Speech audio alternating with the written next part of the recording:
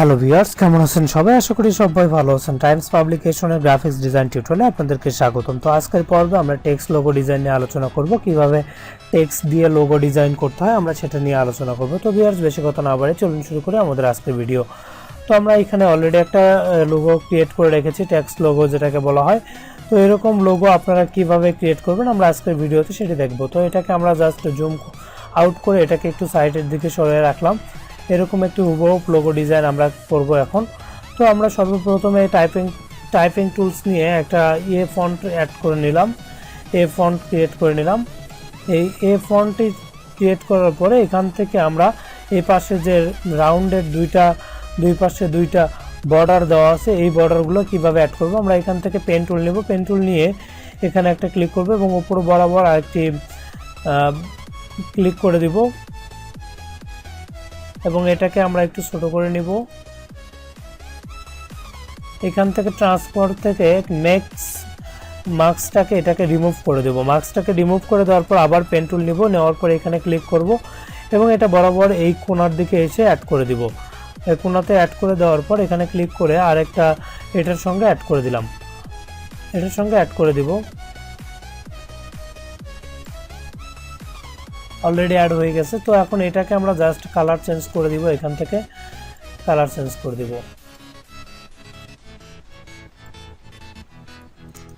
এখান থেকে রিপ্লেসমেন্ট গিয়ে আবার কালার অ্যাড করে দিব। দেন এটাকে আমরা সম্পূর্ণভাবে রোটেট করে নিব। আমাদের যেটুকু দেখতে ভালো লাগবে যে এখানে সেই পর্যন্ত রেখে রোটেট করে নিব এখানে, এবং এটার সাইজটাকে আমরা ছোট করে দিব।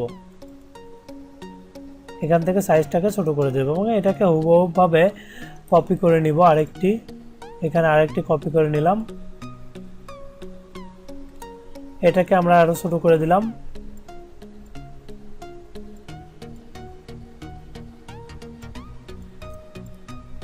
ছোট করে নিলাম এবং এটা ছোটটাকে আবারও একটা কপি করে নিব, নিয়ে এখানে আরো একটু ছোট করে এটা নিচ দিয়ে অ্যাড করে দিব।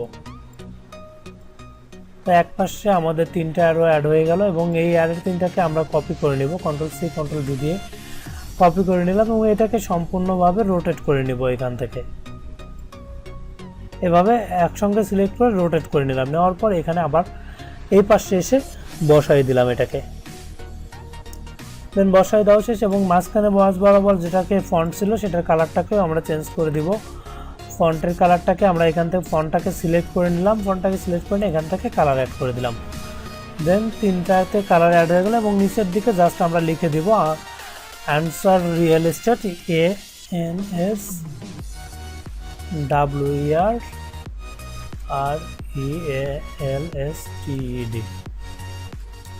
ANSWERREALSTED লেখা শেষ হলে ফন্টটাকে আমরা জাস্ট এখানে মাউস পয়েন্টার ধরে এটাকে ছোট করে দিব।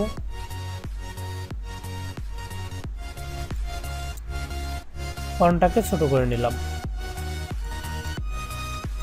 ছোট করে নিয়ে নিচ দিয়ে বসায় দিব। নিচ দিয়ে বসায় দেওয়ার আগে আমরা এটাকে আরেকটা কপি করে নিলাম, কপি করে নেওয়ার পর এটাকে কালার চেঞ্জ করে দিব।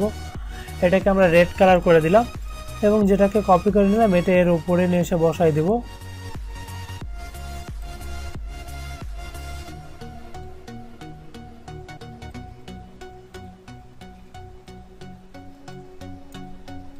এটাকে কন্ট্রোল-সি কন্ট্রোল-ভি প্রেস করে কপি করলাম এবং উপরে নিয়ে এসে বসাই দিলাম। এটার কালারটাকে আমরা এইটার কালার করে দিলাম। দেন দেখুন আমাদের same to same text typing logo design হয়ে গেছে এখানে, টেক্সট লোগো। তো ভিউয়ার্স, এইভাবে আমরা বিভিন্ন ধরনের লোগো ডিজাইন করতে পারি টেক্সট লোগো হিসেবে। তো টেক্সট লোগো এখানে আমরা আরেকটি লোগো অ্যাড করব, সেটা হচ্ছে যে এই ফন্টটিকে আমরা কন্ট্রোল-সি দিয়ে কপি করে নিলাম, নিয়ে এখানে রেখে দিলাম। সিম্পল বেসিক আরেকটি লোগো ডিজাইন হবে এখানে।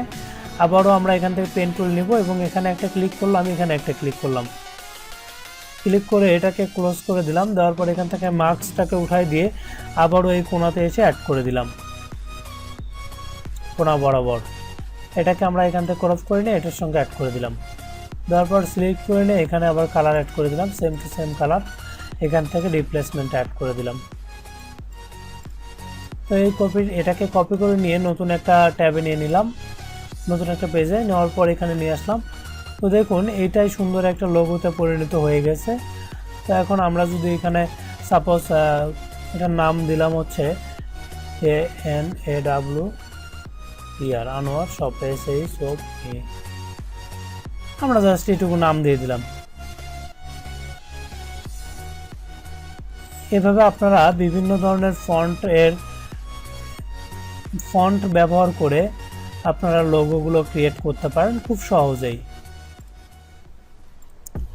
এটাকে যদি আমরা এখন এখান থেকে ক্যারেক্টারে গিয়ে ফন্টটাকে চেঞ্জ করে যে কোনো ফন্ট দিতে চাই সব ফন্টই দিতে পারবো। এবং এখান থেকে রেক্টাঙ্গুলার যেটা ছিল রেগুলার সেটাকে আমরা বোল্ড করে দিলাম। তো দেখুন এখানে আরেকটি লোগো ক্রিয়েট হয়ে গেল। তো এইভাবে আমরা খুব সহজে লোগোগুলো ক্রিয়েট করতে পারি, টেক্সট লোগো যেটাকে বলা হয়। তো ভিউয়ার্স, নেক্সট ভিডিওতে আমরা 3D লোগো নিয়ে আলোচনা করব। সে পর্যন্ত ভালো থাকবেন, আল্লাহ হাফেজ।